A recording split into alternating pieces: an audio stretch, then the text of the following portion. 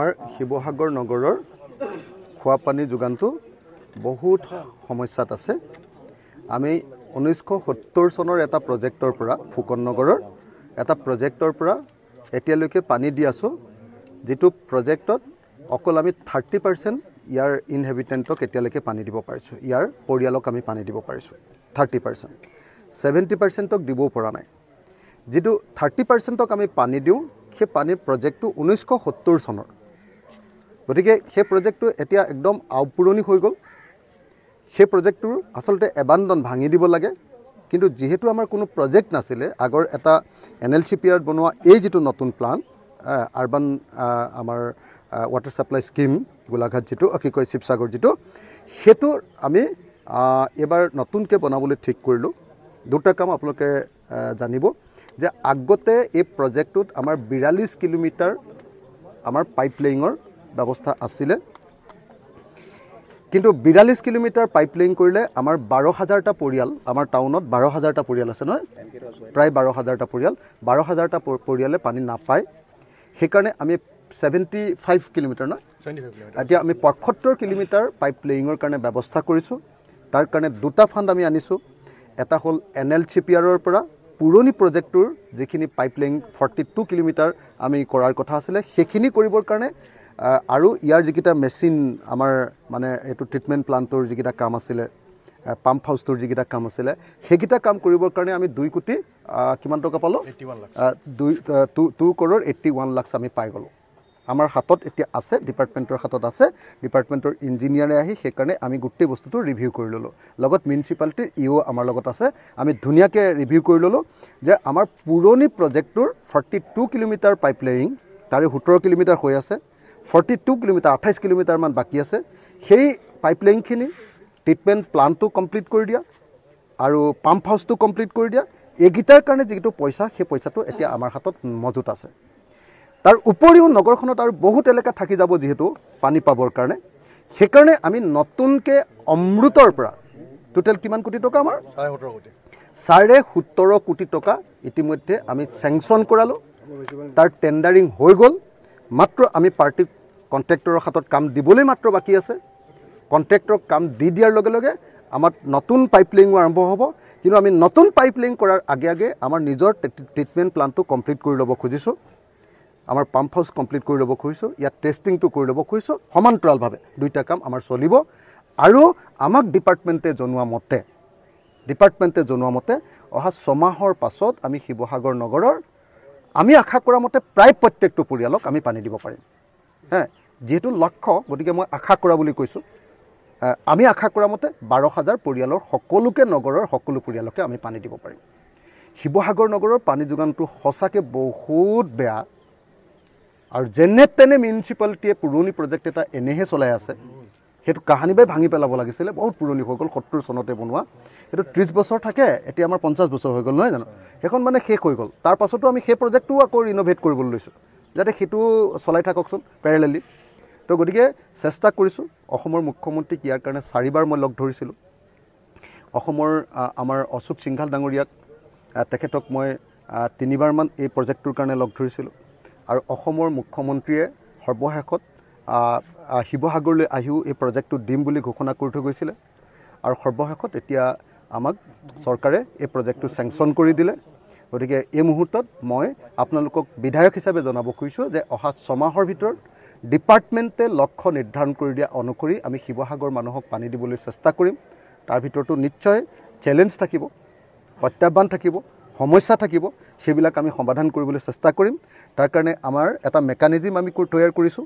মেকানিজিমটো হ'ল যে আমাৰ ডিপাৰ্টমেণ্ট, তাৰপাছত আমাৰ মিউনিচিপালিটি, তাৰপাছত আমাৰ মই নিজে, তাৰপাছত আমাৰ PWD ডিপাৰ্টমেণ্ট, আৰু তাৰপাছত আমাৰ AGCL গেছ কোম্পানী যিটো, এই 5টা পাৰ্টিয়ে আমি প্ৰত্যেক মাহৰ এটা নিৰ্দিষ্ট তাৰিখত গোটেই প্ৰজেক্টটোৰ কাম কাজ ৰিভিউ কৰিম।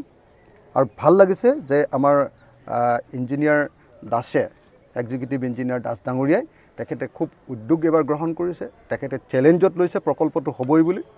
গতিকে মিউনিচিপালিটি, তাৰপিছত আমাৰ ডিপাৰ্টমেণ্ট আৰু ঠিকাদাৰসকলৰ সহযোগত নিশ্চয় আমি সকলোকে পানী দিব পাৰিম। আন্তৰিকতাৰে শিৱসাগৰ নগৰৰ পানী যোগান প্ৰকল্পটোৰ কাম আমি কৰিম। 5 বছৰৰ কাৰণে অমৃতৰ হাতত থাকিব, নহয়নে? 5 বছৰৰ কাৰণে অমৃতৰ হাতত ৰাখিবৰ কাৰণে একদম আমাৰ 5 বছৰৰ ফাণ্ড আমি এলট কৰি দিছোঁ তাতে অমৃতৰ হাতত। গতিকে আপুনি অন্ততঃ 5 বছৰলৈকে মানে এই প্ৰজেক্টটো হৈ যোৱাৰ পৰা 5 বছৰলৈকে 1 পইচাৰো কোনো টেনশ্যন ল'ব নালাগে। যেনেকৈ আমি আজি জল জীৱন মিছনৰ কাৰণে জিলা পৰিষদৰ ফাণ্ডৰ পৰা আমি যেনেকৈ তাৰ জলমিত্ৰজনৰ দৰমহা দিওঁ আৰু যেনেকৈ কাৰেণ্টৰ খৰচটো দিওঁ, ইয়াৰ মেইনটেনেন্সৰ কাৰণে অহা 5 বছৰৰ কাৰণে অমৃতৰ হাতত আমি নিৰ্দিষ্ট পৰিমাণৰ পইচা দি থৈছোঁ আৰু তেওঁলোকে অহা 5 বছৰলৈ সেইটো মেইনটেইন কৰিব।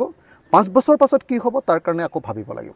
এতিয়ালৈকে ডিপাৰ্টমেণ্টৰ সেই যিবিলাক গাইডলাইন আছে মই এতিয়ালৈকে সকলোবিলাক পঢ়া নাই, কিন্তু মই অন্ততঃ বিধায়ক হিচাপে আপোনালোকক ক'ব পাৰোঁ যে যিহেতু মই সদায় জনতাৰ পক্ষত থাকি জনতাক বিনামূলীয়া পানীৰ কাৰণে সদায় আন্দোলন কৰোঁ, মাত মাতোঁ, গতিকে আমি ডিপাৰ্টমেণ্টৰ লগত লগ লাগি যি আটাইতকৈ সহজ যিটো ব্যৱস্থা আছে চৰকাৰীভাৱে সেই ব্যৱস্থা আমি প্ৰৱৰ্তন কৰিম। Thank U. 2007 পৰা NLCPR 2008 পৰা আৰম্ভ হৈছিল ষ্টাৰ্টিঙৰ পৰা। কি প্ৰজেক্ট এইটো? NLCPR Sivasagar town water supply scheme. এইটো ফাণ্ড স্কিম মানে ফাণ্ডেড ক'ৰ পৰা হৈছিল? ফাণ্ডেড NLCPR মিনিষ্ট্ৰী অফ ডনাৰৰ পৰা হৈছিল। টোটেল কিমান টকাৰ আছিল এইটো? 16.39 কৰোৰ। 16.39 কৰোৰ। কাম কেতিয়াৰ পৰা আৰম্ভ হৈছিল? আপোনাৰ 2018 মাৰ্চৰ পৰা আৰম্ভ হৈছিল ষ্টাৰ্টিঙৰ। মাৰ্চৰ। ইয়াত টোটেল পাইপ ইনষ্টলেশ্যন কিলোমিটাৰ কিমান আছিল আৰম্ভ? আমাৰ এজ পাৰ DPR 75 কিলোমিটাৰ আছিল। 75 কাৰণ 2000 যিহেতু আমি 2007ত চেংচন পাইছিলোঁ, কিন্তু আমি বনাইছিলোঁ 2004-05 চিডিউল মতে। গতিকে পাছত আমি এতিয়াতো ফাণ্ডটো মানে কি হ'ল, ফাণ্ড আমাৰ গভৰ্ণমেণ্টৰ পৰা 2.95 কৰোৰ পাব থাকি গ'ল আজি বহুত দিনৰ পৰা। 2017 পৰা আমি চেণ্ট্ৰেল গভৰ্ণমেণ্টৰ ফাণ্ডটো পোৱা নাছিলোঁ, বেলেঞ্চ ফাণ্ড 2.95, কিন্তু এতিয়া পাইছোঁ। এতিয়া পৰহি আমি এখন চেংচন লেটাৰ পাইছোঁ গভৰ্ণমেণ্ট অফ ইণ্ডিয়াৰ পৰা, ভাল খবৰ যে 2.81 কৰোৰ গভৰ্ণমেণ্ট অফ ইণ্ডিয়াই ৰিলিজ কৰিছে। গতিকে টোটেল 16.39 কৰোৰ আছিল। এতিয়ালৈকে কিমান ফাণ্ড ইনভেষ্ট হ'ল? এতিয়া 13.43 প্লাছ আপোনাৰ ষ্টেট শ্বেয়াৰ আছিল 1.39 13। তাৰমানে যদি আমি ফাণ্ড এলোকেশ্যন আৰু ইউটিলাইজেশ্যন হিচাপে 80% কাম হ'ব লাগে। 87% কাম হৈছে আমাৰ। 87% কাম হৈছে। এতিয়ালৈকে টোটেল 75 কিলোমিটাৰ ভিতৰত পাইপ ইনষ্টলেশ্যন কিমান? এতিয়া আমি তাই 14 কিলোমিটাৰ পাইপ ইনষ্টল কৰিছোঁ। 14 কিলোমিটাৰ 75ৰ ভিতৰত। কাৰণ আমাৰ এইটো এতিয়া 75, আমি 75 নকৰোঁ, আমি কৰিম এতিয়া 41 কিলোমিটাৰ। কাৰণ পাইপ এস্কেলেশ্যন হৈ গ'লতো অলৰেডি। তেতিয়াৰ দিনত কৰিলেহে আমাৰ হেৰি কথা আছিল। গতিকে এতিয়া আমি 41 কিলো কৰি বাকীখিনি ৰিমেইনিং যিটো থাকিব, ৰিমেইনিং আমাৰ আচলতে কম কৰিব লাগে, কিন্তু আমি ৰিমেইনিং এতিয়া 46 কিলোমিটাৰ আমি আকৌ অমৃতৰ পৰা কৰিম, হাউচিং এণ্ড আৰ্বান এফেয়াৰ্ছৰ পৰা।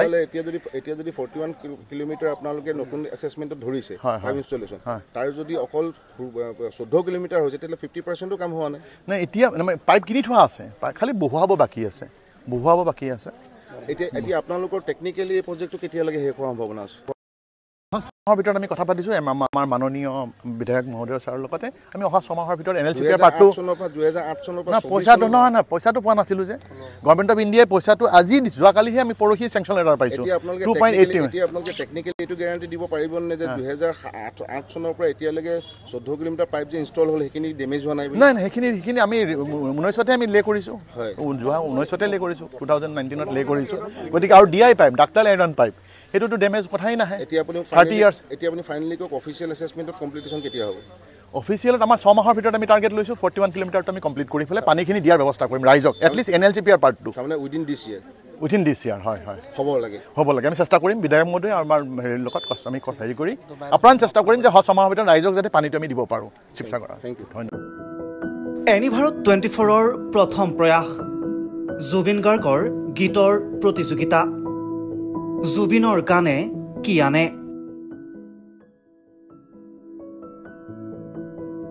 অডিশ্যনৰ বাবে যোগাযোগ কৰক 8638661821 আৰু 8812831556 নম্বৰত। এনিভাৰত 24 উদ্যোগত এটা নতুন সংগীতৰ প্ৰতিযোগিতা আয়োজন কৰা হৈছে, য'ত মোৰ গানৰ প্ৰতিযোগিতা হ'ব। আপোনালোকে তাত প্ৰতিযোগী হিচাপে আহিবলৈ পাৰিব আৰু মোৰ ফালৰ পৰা আন্তৰিক শুভকামনা জনাইছোঁ। আৰু অনুষ্ঠানটোৰ নাম হৈছে গানে কি আনে। সকলোকে মৰম জনাইছোঁ, সকলোৱে আহক, ইয়াত অংশগ্ৰহণ কৰক। Thank you very much, love U.